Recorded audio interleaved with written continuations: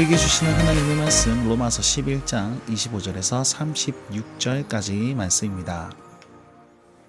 오늘 말씀은요, 유대인의 실패로 하나님께서는 이방인들을 구원하는 그런 구원 계획을 가지고 계셨습니다.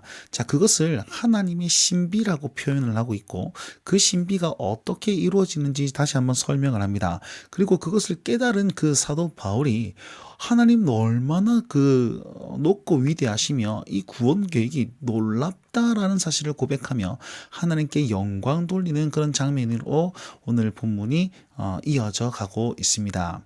자, 신비라고 표현했습니다. 그 신비가 무엇입니까? 바로 이스라엘 백성들에게 사도 바울이 이렇게 권면하거든요. 너희가 지혜는 있으면서 신비를 모르는 자가 되지 않길 바란다라고 얘기를 하고 있습니다. 지혜라는 것은 율법을 잘 알고 말씀을 잘 기억하는 것이죠. 그런데 신비는 무엇이냐? 그 말씀이 어떻게 이루어지는지, 하나님께서는 구원 계획을 어떻게 나타내 보이는지 굉장히 신비로운 방법으로 하고 있다라고 이렇게 표현을 하고 있습니다. 그 구원 계획이 어떤 계획이었습니까? 이 이방인의 충만한 수가 들어오기까지 이스라엘을 더러는 우둔하게 만드는 것이었다라는 것입니다. 이스라엘을 우둔하게 만들고 그들을 불순종, 그 다음에 하게 만들므로 말미암아서 복음이 땅 끝까지 이어져 가게끔 하시는 하나님의 방법이 신비라는 것이죠. 근데 보십시오, 언제까지라고 말하고 있습니까?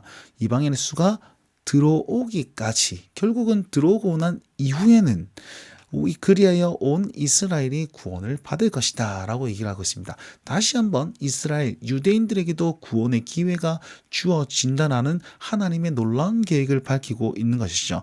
어떻게 그렇게 가능합니까?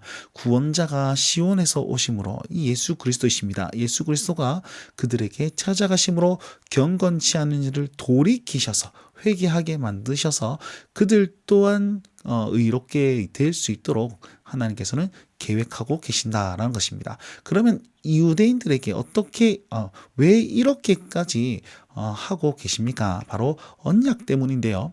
복음으로 보았을 때에는 이 이스라엘 백성들은 원수된 자일 뿐입니다.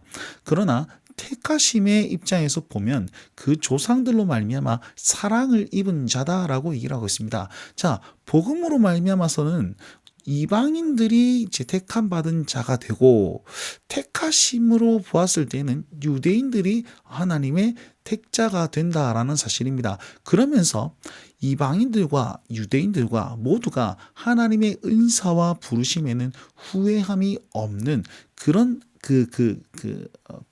품 안에 있다라고 우리는 설명할 수 있을 것입니다. 유대인들 역시 그 은사와 부르심에는 하나님 후회하심이 없고 지금은 불순종하고 있지만, 자, 이방인들도 과거에는 불순종했지만 복음으로 들어왔기 때문에 그들에 대한 부르심도 후회하심이 없는 부르심이다라는 사실을 말씀하고 있는 것입니다. 그것들을 다시 한번 정리를 하는데, 이방인들이요, 과거에는 불순종했습니다. 이방 신들을 섬겼고 하나님을 몰랐단 말이죠. 그때는 유대인들은 하나님을 믿었습니다. 그런데 이제는 유대인들도 불순종하게 되었죠. 그러니까 이방인들에게 긍휼을 베푸시는데, 지금 보시면 이방인과 유대인 모두 다 불순종하게 되어서 모두 가두어 두셨다라고 표현을 하고 있습니다. 자, 가두어 주심으로 모두 긍휼을 얻기 위해서 가두어 주셨다라고 얘기를 하고 있거든요. 보시면 이방인들이 유대인의 불순종으로 긍휼을 얻었고, 또 유대인들은 이방인들에게 긍휼을 베푸시는 그 하나님을 봉으로써 또 긍휼을 얻는다라고 표현을 하고 있는데, 모두 다 불순종으로 가두어 두신 이유는 그들이 긍휼을 얻기 위해서. 긍휼은 뭡니까? 불쌍히 여긴다라는 것이죠. 다른 말로 하면, 하나님, 내가 불쌍한 자입니다. 내가 하나님 없이는 살 수 없는 자입니다 라고 죄인된 고백을 그들에게 할 수 있게 하기 위해서, 그들의 존재를 깨닫게 하기 위해서 하나님께서는 이렇게 하신다라는 것을 우리는 알 수 있습니다. 이 구절은요, 이것은요, 우리 3장 23절, 모든 사람이 죄를 범하였으며 하나님의 영광이 이르지 못하더니 그것을 깨닫게 하기 위해서 이렇게 하나님께서 행동하시더라라는 것입니다. 자, 이게 얼마나 놀라운 일입니까? 사도 바울이 영광 속으로 하는데 두 개의 감탄사와 세 가지의 질문으로 높여드립니다. 보시면 깊도다 하나님의 지혜와 지식의 풍성하며 하나님의 판단은 헤아릴 수 없도다 라는 이 두 가지의 감탄사를 딱 내뱉는 거예요. 보십시오. 유대인들이 구원이 있었을 때는 이방인들은 다 구원할 방법이 없었는데 다 이렇게 불러 모은 다음에 이들도 불러 모으잖아요. 하나님의 구원 계획과 그에 대한 지식이 너무 풍성하고 놀랍구나라고 얘기하고, 하나님의 판단은 헤아릴 수 없다는 것은 일어나는 모든 일과 그 정하신 것에 대한 너무 놀라운 감탄을 하고 있는 것입니다. 그 다음에 이어지는 세 가지 질문들은요. 하나님의 길은 찾을 수 없다. 이유가 뭡니까? 아무도 주의 마음을 알지 못하기 때문이다. 그리고 아무도 그의 모사가 될 수 없다. 모사라는 뜻은 책사라는 뜻입니다.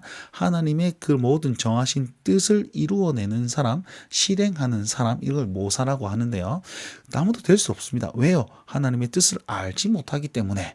그리고 아무도 주께 먼저 드려서 갚으시게 할 수 없다. 내 힘으로 뭔가 다 할 수 없다라고 하면서 인간의 모든 한계를 고백하고 있습니다. 그분의 지혜와 지식이 풍성하고 판단은 헤아릴 수 없기 때문에 그리고 나는 거기에 또 이제 인간은 이렇게 다가가지 못하기 때문에 우리는 그분의 긍휼을 필요로 하는 그런 연약한 존재일 뿐이다. 이렇게 고백하는 장면이 이 장면이고, 이렇게 하나님을 찬송하고 있는 것이 본문이란 것입니다. 그러면서 36절 말씀에 아무도 주께 들여서 갚으시게 할 수 없는 이유는 만물이 주에게서 나오기 때문입니다. 자, 만물의 근원이 오직 주님이십니다.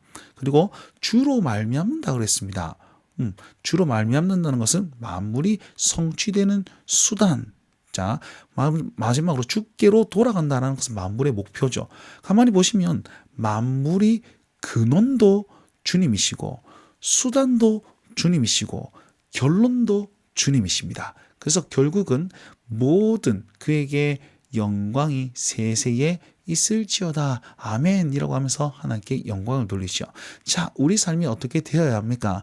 우리는요, 지금 구원을 받았습니다. 그 놀랍고 깊은 하나님의 지혜와 지식의 풍성함이 여기까지 도달했다라는 것입니다. 그리고 우리는 여전히 낮고 천한 자이지 않습니까? 하나님의 뜻과 계획을 알 수 없지 않습니까?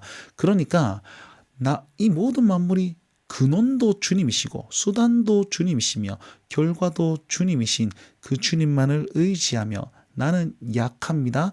모든 것이 주님께로 말미암았사오니 하나님 영광 돌리는 삶을, 하나님 절대적으로 의지하여 영광 돌리는 삶을 살겠습니다 라는 고백이 있어야 되지 않겠습니까? 자, 우리의 구원을 한번 생각해 보십시오.